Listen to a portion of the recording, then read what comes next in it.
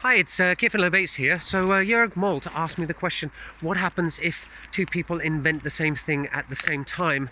What's the situation with copyright and patents there? Now firstly, copyright isn't relevant here because copyright covers things like novels and books, pieces of writing, music, stuff like that. And the odds of two people writing the same book at the same time are infinitesimally low. You know, there's so many different ways to arrange words. So I think here we're just looking at patents. Now, the first thing to know is that although in the past the US used to use something called first to invent, and you had to prove that you came up with the invention in your lab using your lab notebooks and having a notary who'd signed it saying I invented it at this date or something like that.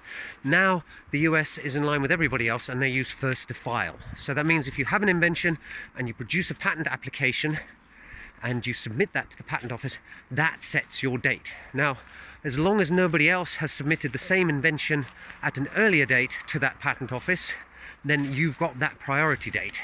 And that means that your invention, if the patent is granted, is protected in that jurisdiction. However, every country has its own patent office, and a patent from one country does not protect your invention in another country. So if you've got a US patent, that doesn't protect your invention in China.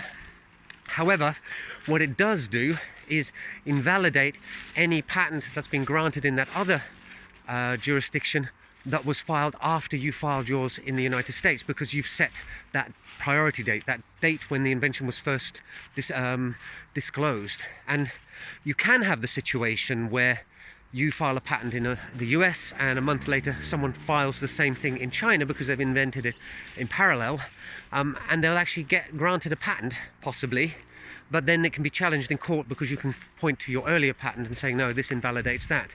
So what happens if you invent something and you just disclose it and don't patent it? Well, then it becomes free for anybody. It becomes sort of public property.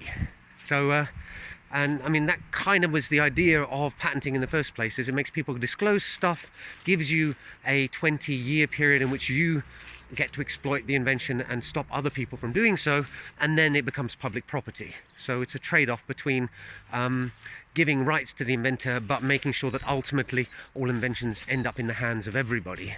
So it's a compromise. Anyway, I think that answers it. Basically, if two people invent stuff at the same time, the first one to get a patent application in is the one who will own that invention in that country.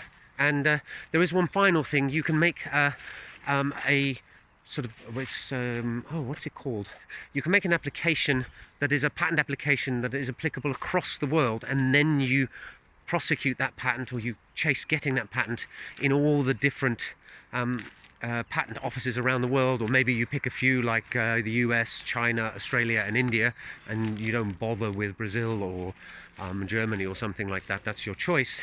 And there's certain time frames within which you then have to follow up on. So but maybe that's a bit of a distraction in answering this question. Anyway, I hope that answers your question, Jörg.